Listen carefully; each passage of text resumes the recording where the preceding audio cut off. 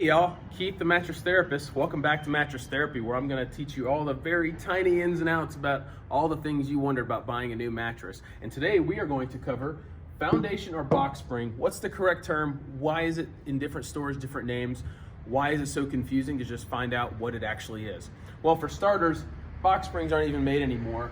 The industry actually uses the word box spring as a terminology that the client and the customer recognizes. And that's going to take us right into the construction on what makes a box spring and a foundation different.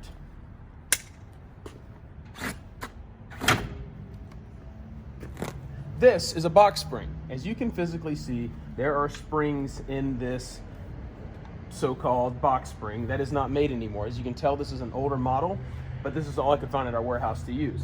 This is why the industry doesn't make this anymore. Do you see the squeeze in this? That's not going to happen when you go to something like an actual foundation. There is no give in this. It's a solid foundation. Your house is built on a foundation. There's a reason for that. That's going to take me right into the next thing, which is the thickness. So mattresses are made a lot thicker nowadays, so we have to accommodate that with a thinner profile foundation.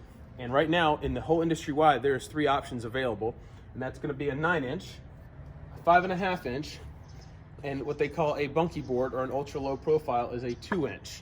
And of course, our most sturdy employee, Pinckney Kearns right here, is helping me with this video today. Well, that brings you back to quality. What makes them different? Are there different qualities? Yes, there are. There are very different qualities when it comes to an actual foundation and what you should use for your mattress. The quality of a foundation is the type of wood that's used and the type of steel that's used inside it, and even some have cardboard, believe it or not, and that's going to be your really low quality ones. The actual foundation, your sturdier ones, are going to be made of steel and wood.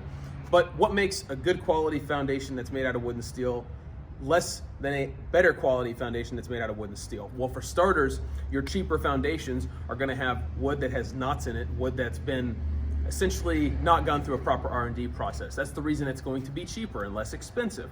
Your higher quality foundations are going to have wood that's been through a proper process, that has gone through R&D. Therefore, it's going to cost more money, which is going to bring you right into price. So the differences are going to accommodate for the price. So your cheaper foundations are going to have real basic wood with knots, and it's going to be made from cardboard and less expensive fabric. Your average ones are going to be good quality wood with some steel and a good structure surrounding. Your best quality ones, which is gonna, you see the price variance here of $150 to $450, are gonna be your top grade wood, high structure quality of steel, and also gonna be a completely flat surface in your high-end foundations.